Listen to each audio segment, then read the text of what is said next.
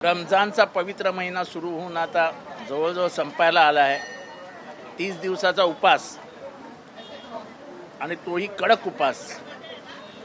पाणी न पिता 30 दिवस काढणं हे सोपं नाही आहे आणि देवाची प्रार्थना करणं याच्यातच हा महिना मुस्लिम बांधव आपले इस्लाम धर्मीय घालवतात.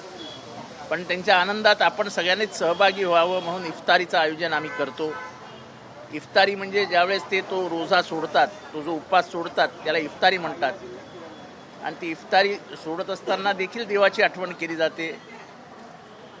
आणि आता सगळ्यांनी एकत्र येऊन देवाकडे शांतीची प्रार्थना करणं हे खूप गरजेचं आहे. देशभरात जगभरात जे वातावरण आहे त्याच्याने हे जग आता तिसऱ्या महायुद्धाकडे चाललं की काय असं वाटायला लागलं आहे. त्याच्यापासून वाचवण्यासाठी सगळ्या मानवजातीने एकत्र येण्याची गरज आहे.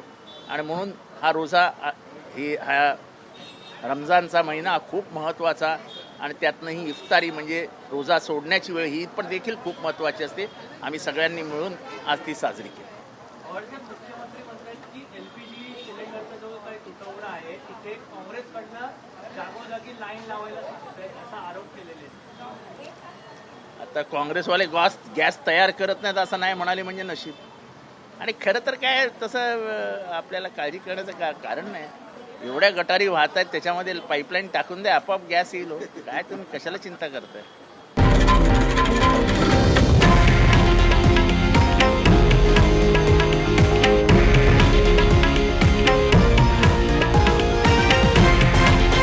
हे आहे देशातील नंबर 1 न्यूज नेटवर्क आणि आपण पाहत आहात TV9 मराठी, एकमेव.